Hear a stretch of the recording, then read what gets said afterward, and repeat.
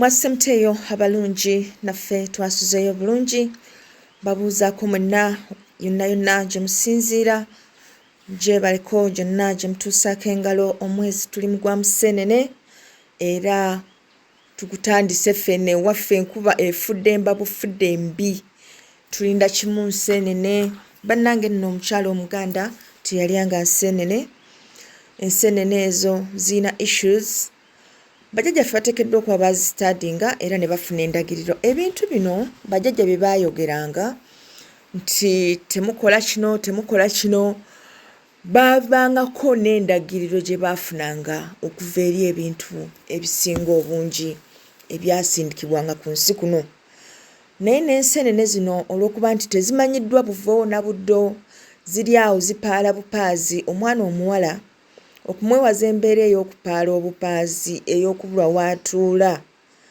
kye kyamuganyisanga okulya enseenene zino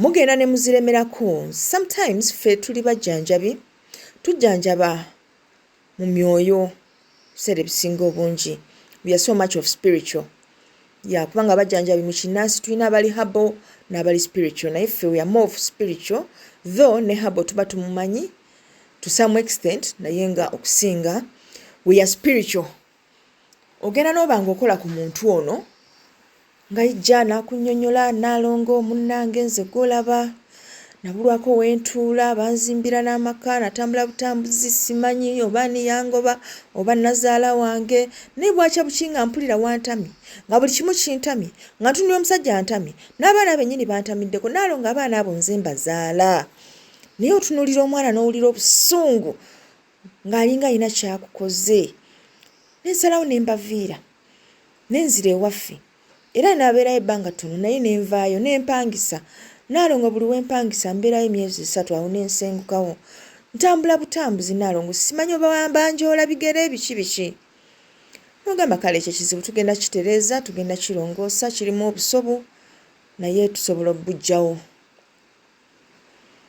ng'enkuba etandika ngamba nti Museenene yatandise simanyi zaagudde banaye naalongo nze empoomerwa enseenene bannange nze simanyi kiri nzija ku nseenene mutima naawe ne weebuuza ono naamujjanjaba kubanga kwennyini okuva obulwadde ate ye kwennyini kwasinziira okulayira nti ekyo tagenda kivaako kati oyo anaawona bassebo ne bannyabo bw'obanga olina ebizibu nga bikwetuumyeko soka weebuuze mateeka ki agali obvious g'omenya ago gosooka ogaveeko ogatereeze ago gosooka ogatereeze bwe baba bagamba nti tolya mbizzi ng'otuusiza ekiseera ng'olaba ebintu tebitambula bulungi soka ositadinge buli lw'olya embizzi kiba kitya ojja kizuula nti buli lw'olya embizzi ebintu bisooka nebigootaanamukko then eventually ne biddamu ne bipiikinga embizzi soka ojja esonyiwe manyi mwe munyumirwa nnyo okweraguza okutambula ku basawo ebintu ebibali ku nnyindo one of the very obvious naye mba nga temubifaako naye mbabuulira amazima bw'oba oli mukyala ng'olya ebyo ebintu ebyagaanibwa okuliibwa bw'oba oli mwami ng'olya ebintu ebyo ebyagaanibwa okuliibwa sooka obitunulemu ojja kizuula nti gwe omukyala buli lw'ogenda wali n'otumyayo bubboolo bw'emmamba n'obulya abaana bo balwala naye gwe badde tokyetegerezanga gwe omwami buli lw'ogenda wali emulungu n'otemesaayo kiro z'empuuta ne bakufumbira akabeero wiiki eyo tekutambulira bulungi babosi lwe beekyanga contract lwe basazaamu awo kwegamba ebintu lwe bitabukatabukamukaawo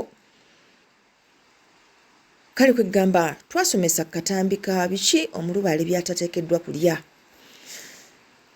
era njagala nga temunnatandika kunaayiza nti babaloga musooke mwetunulemu biki bye mukola mu bumenyi bw'amateeka mu bulamu bwammwe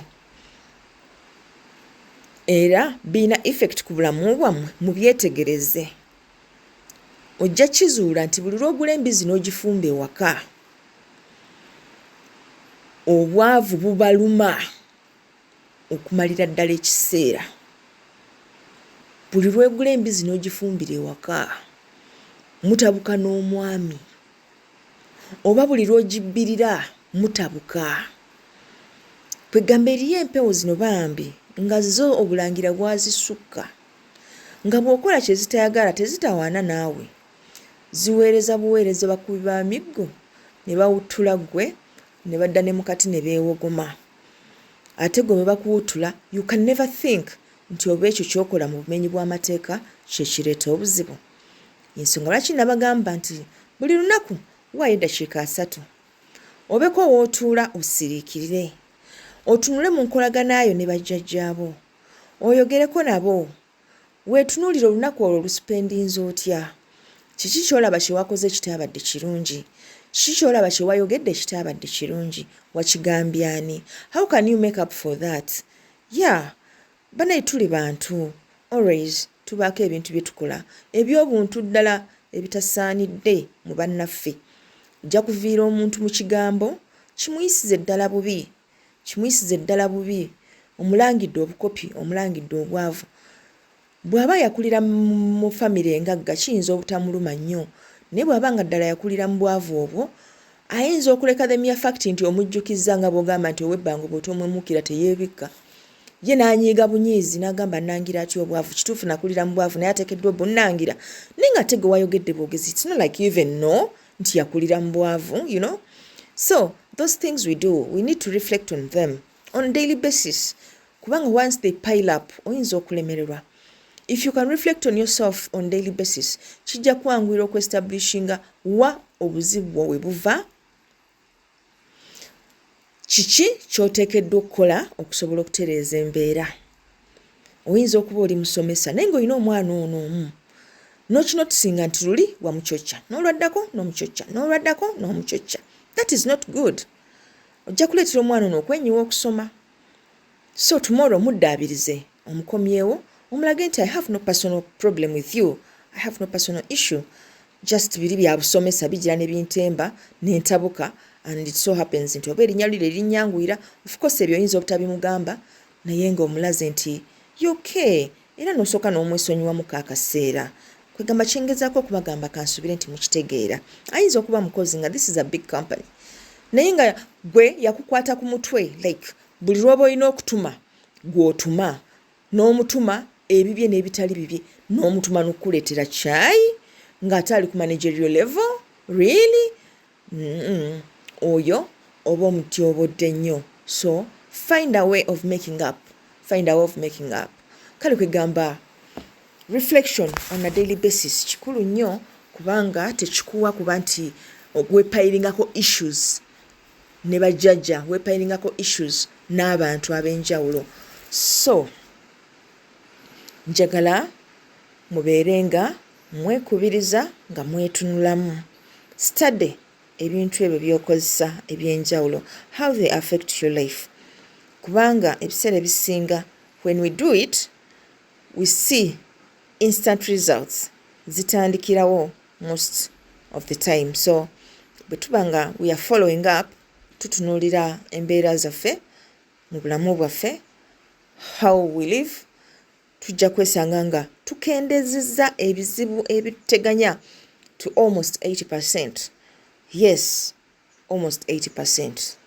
Bwe tuba nga twetunuddemu bye twogera, bye tulya, bye tukola, omwo mwe muli ebisinga okunyiiza bajjajja. Oyinza okuba nga oli musajja mukozi, ng'era ddala oli mukozi ddala, naye nga olina bano abalangira b'oyita nabo, naye nga tova mu buloogi. Mu buloogi bw'e Kampala omwo, ssaawa 3 oli mu loogi, ssaawa 9 oli ku loogi, muloogi, oluusi olina mukyala, oluusi olina mufumbo.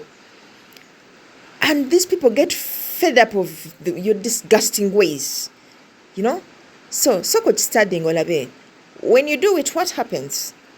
Ojja kwesanga nga bwodde ewaka omusajja aba tayagala kutunulako. He doesn't want to look at you, not because he knows, naye bajjajja be bamanyi nti you're such a disgusting woman or a man or whatever.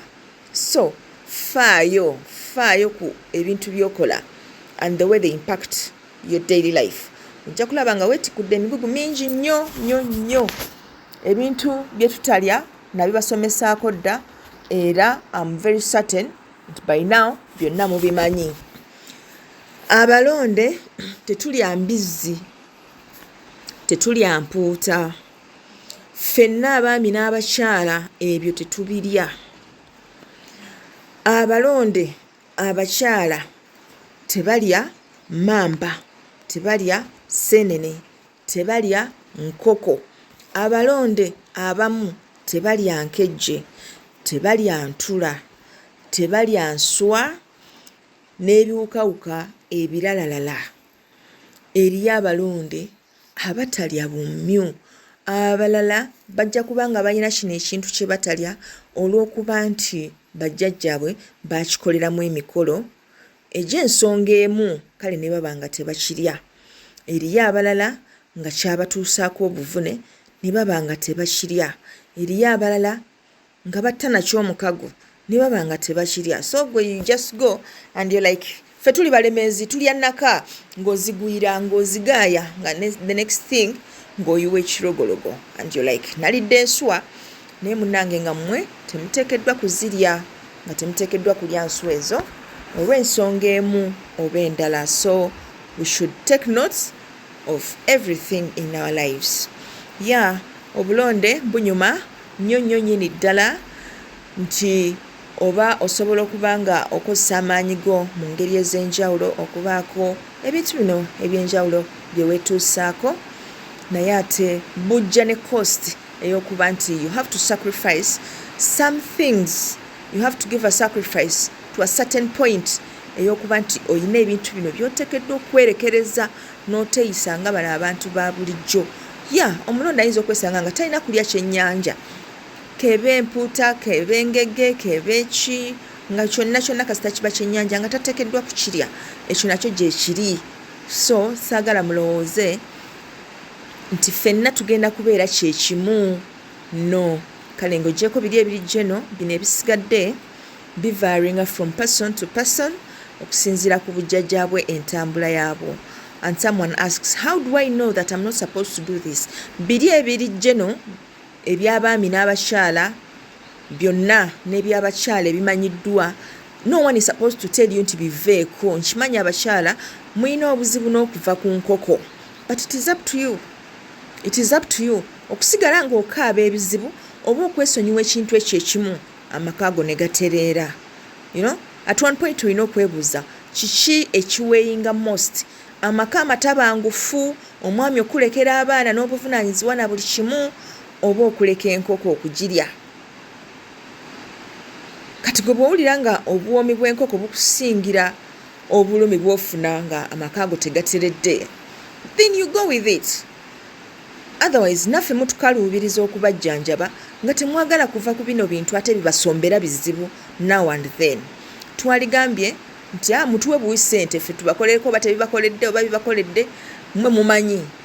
Naye why lwaki mba nkukolera ekintu kitajja kukukolera olw'ensonga nti gweolina ebintu by'olemeddeko. Ondeetera okufaanana nga nze atategeera kyenkola ng'ate nze nkitegeera bulungi. It is you who is keeping yourself mu mbeera ebonaabona olw'okuba nti ogaanye okubaako ebintu ebimu bye weesonyiwa.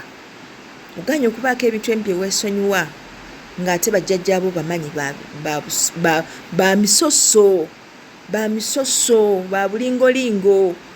Buli kiseera babaako obuntuntu obwo bwe bateekawo okubeera nga obulamu bwo baagala obutambuze nga bo bwe baagala, ate nga gwe okola the opposite. So mbakuutira bassebo ne bannyabo, those 30 minutes funayo akakeeka, funayo omusaalo, kateekewo katadde, tuula, sirika with no phone, with no TV, with no radios, with no headsets, with no nothing. Osirikirire otunule mu bulamu bwo. Look back when you started your life. How was it when you started doing those 30 minutes of your life? Era ojja kulaba nga waliwo enkyukakyuka y'amaanyi just in very little time. In very little time ojja kulaba nga ebizibu byo ebisinga obungi bikendedde. Ssente empitirivu z'obadde omalira mu bintu ebimu zikendedde olw'ensonga nti ebintu ebimu tubigwamu lwa nsonga tetulowooza nga tunaabikola. We don't think about it. But those 30 minutes zigenda kukuyamba okuba nga otereeza obulamu bwo. Kubanga otereeza obulamu bwo kubanga buli lunaku ojja kuba nga weetunulamu what did I do wrong today? You get to know nti ono omuwala wa lunch buli lw'omuwa ssente takomyawo balance. Bulijjo tokifangako. Bw'omuwa ebiri tazza balance, bw'omuwa etaano tazza balance, naye ng'ate emmere yagu mu kitundu. She never returns your balance. But tokisangako birowoozo just because olaba olina ssente nnyingi, you don't mind. Naye muganda wange, that's not how things work. So when you look into your day for those 30 minutes, you realize nti olina ebintu by'obadde okola mu bukyamu. Buli lw'otwala emmotoka eyo mu parking eyo, something happens.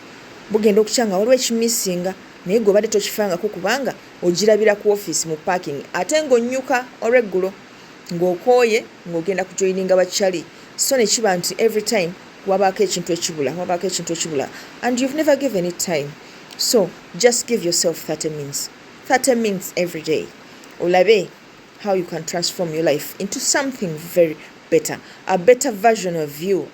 You upgrade yourself into something better. Mpaka Ofuna, the best version of you, oveyo, and you're like, yes, here I am. Eyali anvuma olunyira jjandabe. Yeah, we can.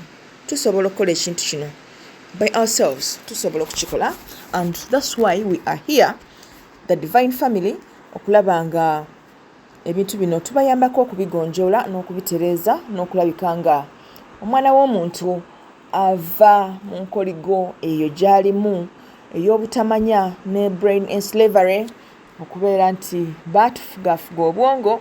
Tulina ebintu bino ebimu bye twamalirako nnyo essira ne tuteewa budde ffe kwerowoozaako ng'abantu, okumanya ki ekitusaanira n'ekitatusaanira, naki kye tuteekeddwa okukola okusobola okutereeza obulamu bwaffe. Kale bannange, tubaagala nnyo, tubasabira omutonzi abasaasire, abawe okumanya n'okutegeera ebyo ebibagasa, abagondezeemu, era bwe mutyo musobole okuba nga mutereeza obulamu bwammwe, butuuke n'omutindo ogwo ddala gumwesiimisa, gwe mweyagaliramu, gw'ogamba nti wano kale waddewaddeko ng'omubi omweru tunaatambulirawo era tunaasobola okumalirawo obulamu. Otherwise mweyongera okwekuumira ku mukutu Nalubale the Divine, twongere okumanya bino ebinyuvu ebikuuma obulamu bwaffe mu nsonga zino ez'abajjajja abo abazibu ennyo. Si bazibu nti olw'okuba bazibu mu mbeera, naye bazibu olw'okuba nti tukuze tetubamanyidde, tetumanyi byabwe, tetukola ki. So twesanga nga ebiseera ebisinga tutambulira in an opposite direction, in a totally parallel direction, nekiba nga kituviirako obuswanyu obwa buli kiseera mu bulamu bwaffe, ate nga ffe obwo obuswanyu bureflectinga nga obulumi gye tuli. Kale